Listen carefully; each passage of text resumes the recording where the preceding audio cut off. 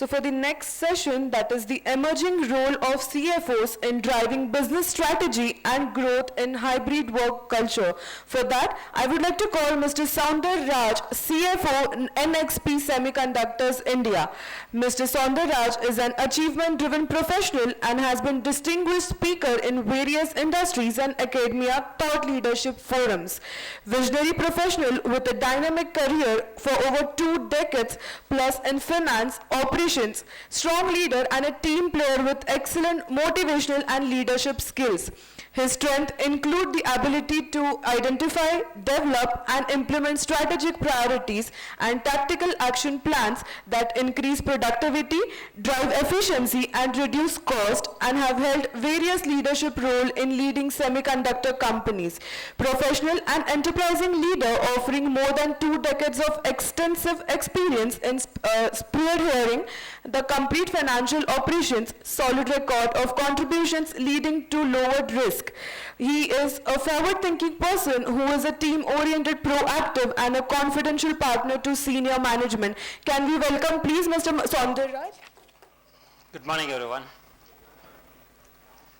I hope everybody reached in time, right? So I think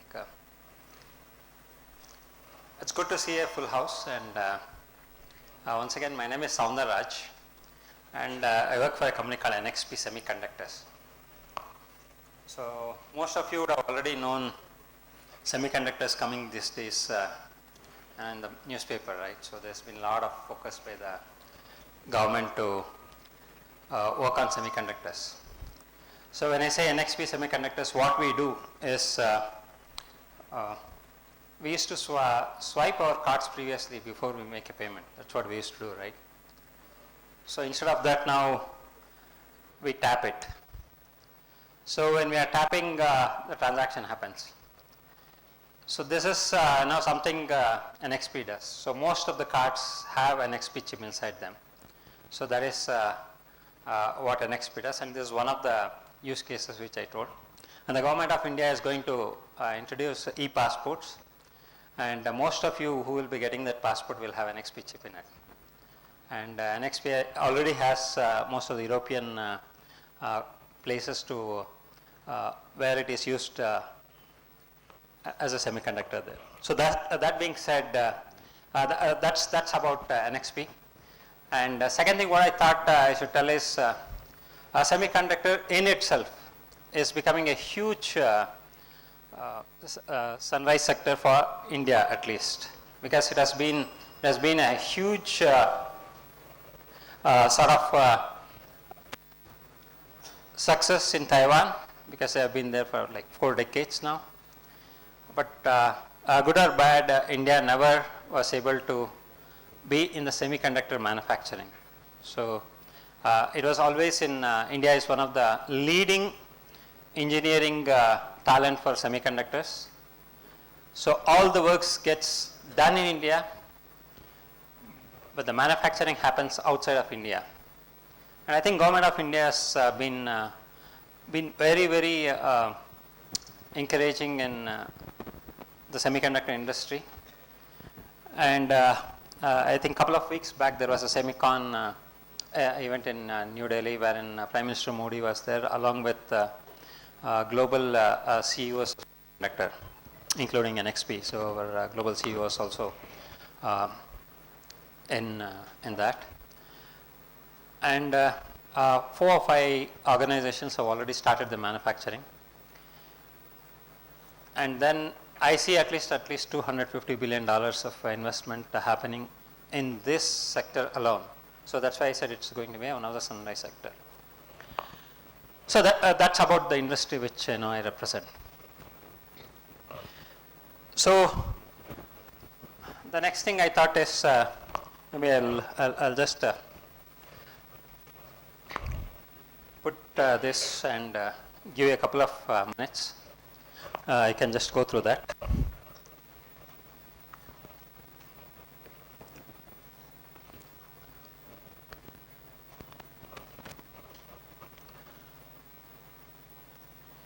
I want any of you to just tell me what what is, you can give your comments. Just this is a slide, and you can do whatever comments you know.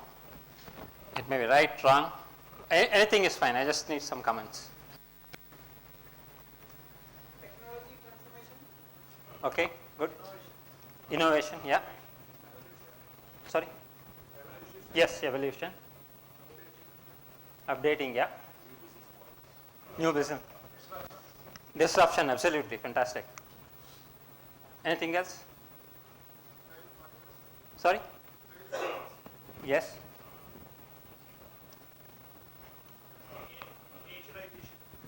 Yes?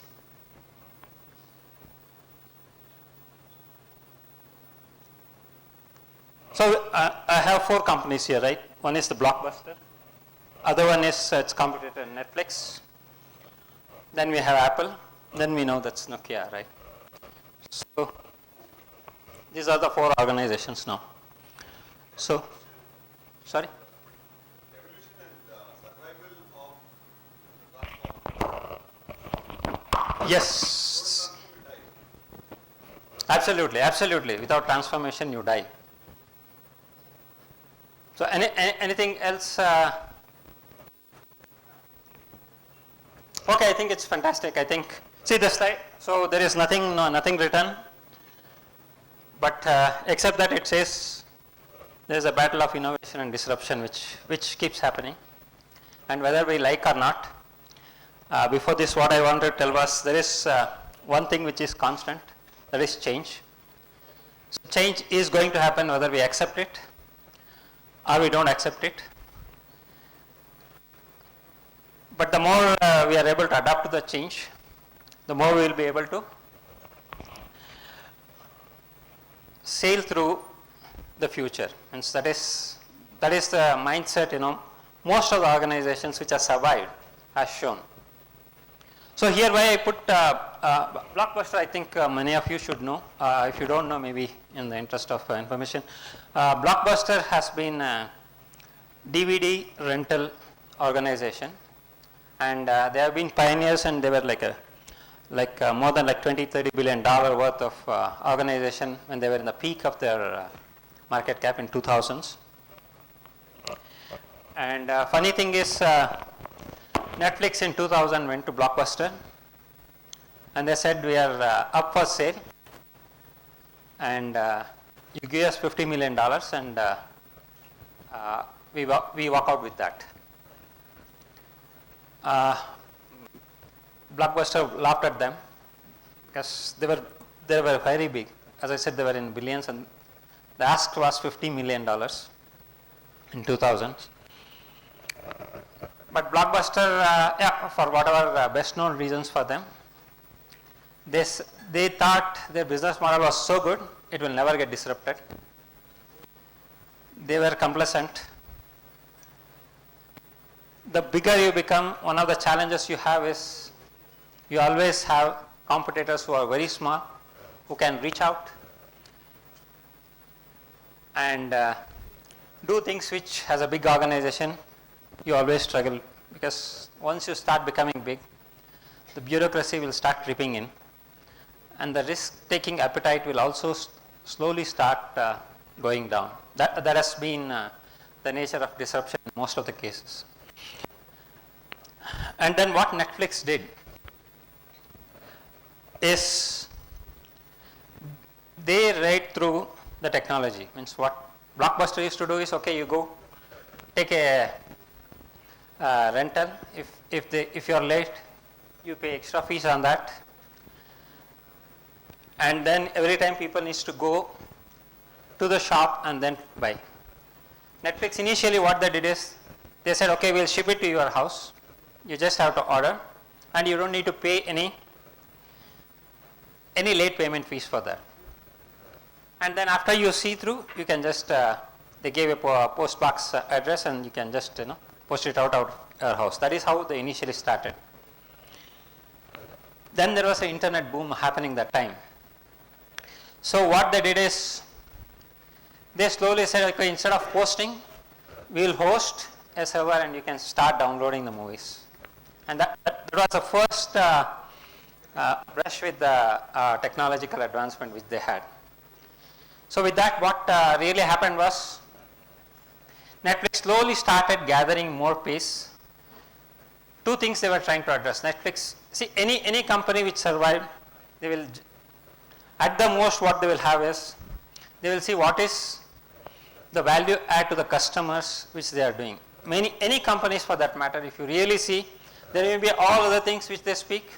If you keep on peeling it out, one thing will come out is the customer value. Means any organization will see which survived or which keeps growing they will invariably have this theme of end of the day, what are all the challenges the customer is having, how can I fix the customer or reduce the challenges for the customers and bring value to the customer. That will be the core of it, and Netflix did that by addressing a few of things, and then they started moving forward.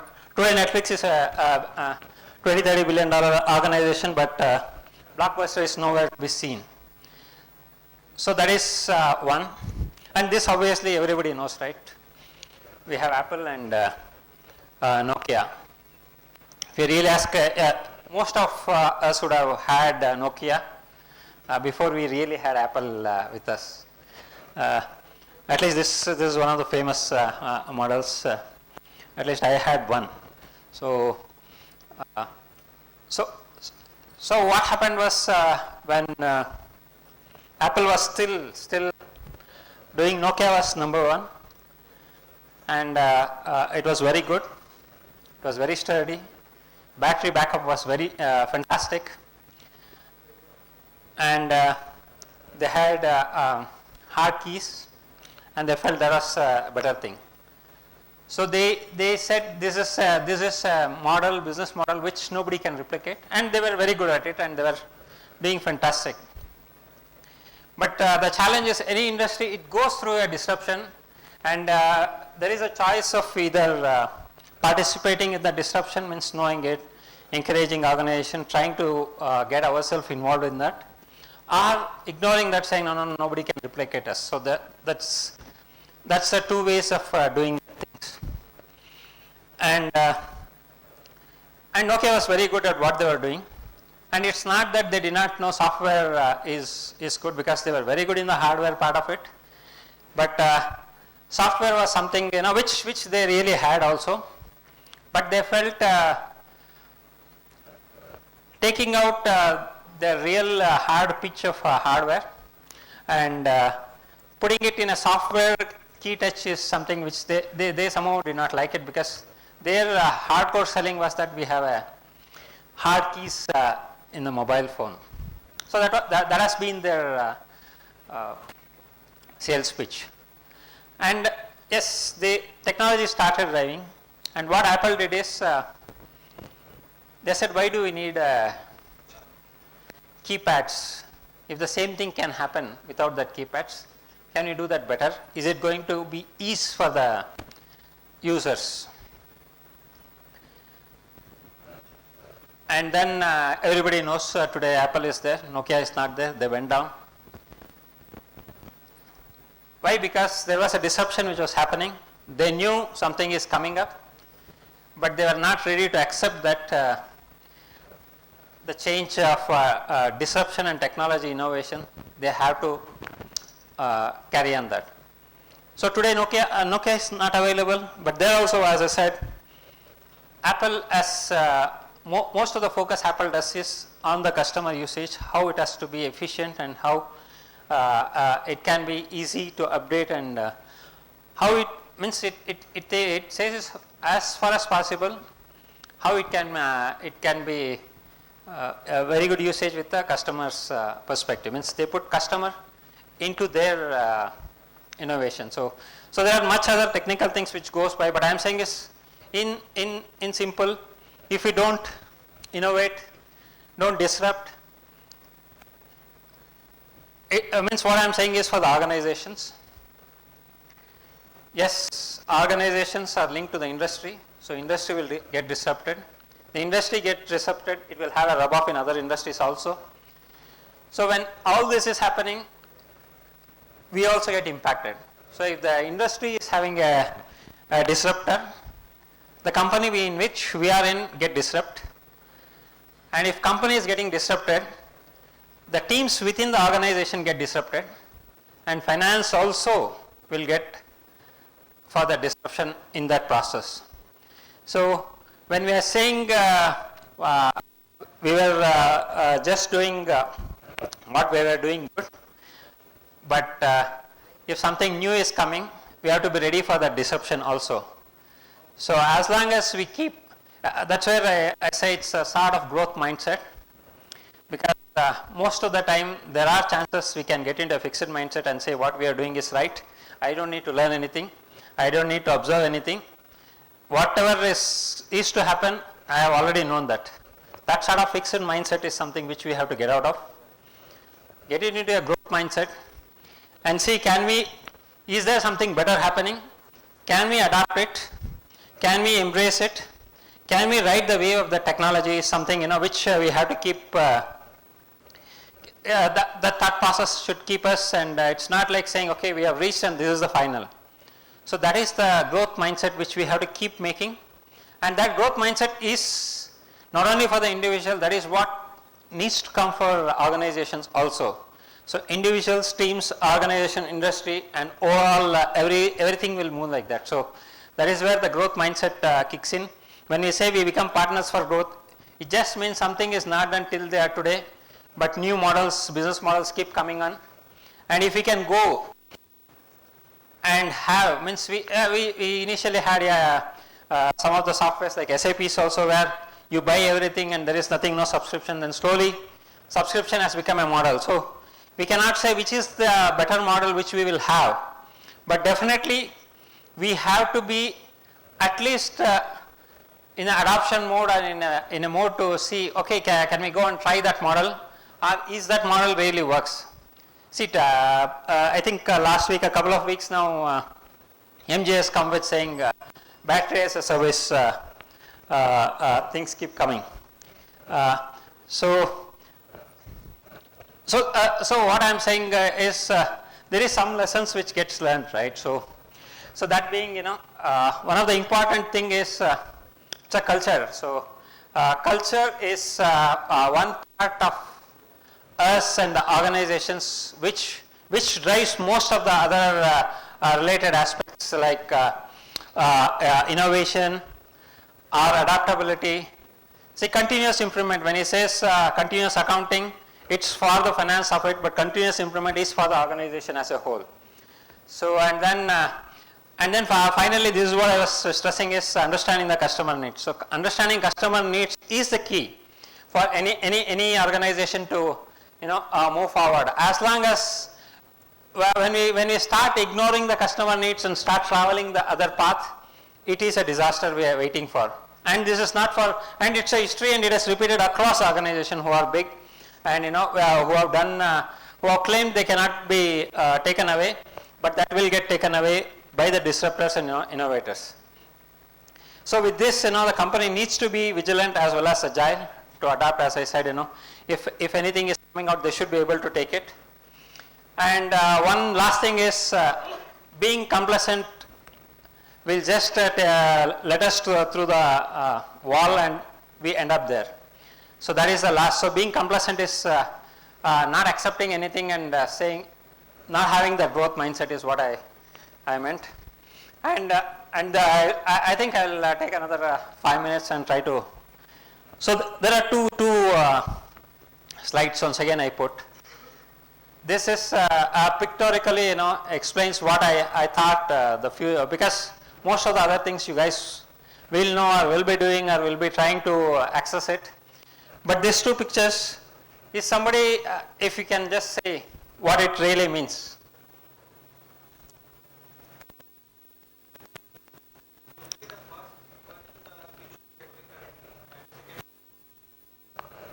Yeah, good. Anything else?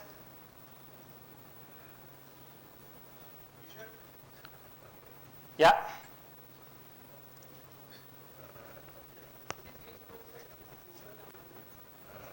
Sorry?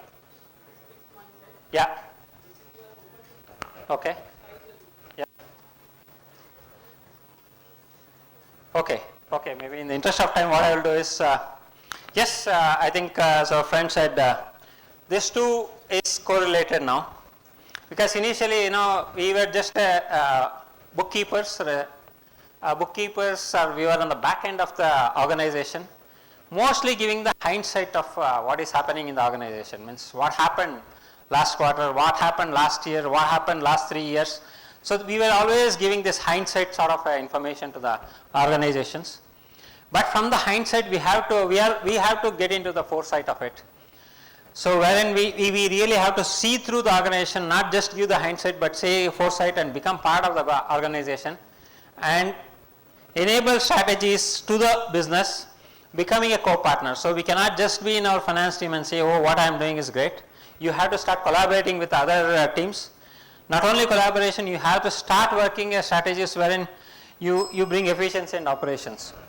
So that is something which I just tried making it, because one is you have to be a strategist, you have to be part of continuous accounting is one of it, and any of the data transformation and data informations which you need to provide. And then yes, efficiency, innovation, risk management, and adaptability. See, collaboration is something very, very critical. I think we have to collaborate if we have to reach where we want to reach, and always have a long-term vision. And yeah, quarter to quarter is fine, but align that with your long-term vision.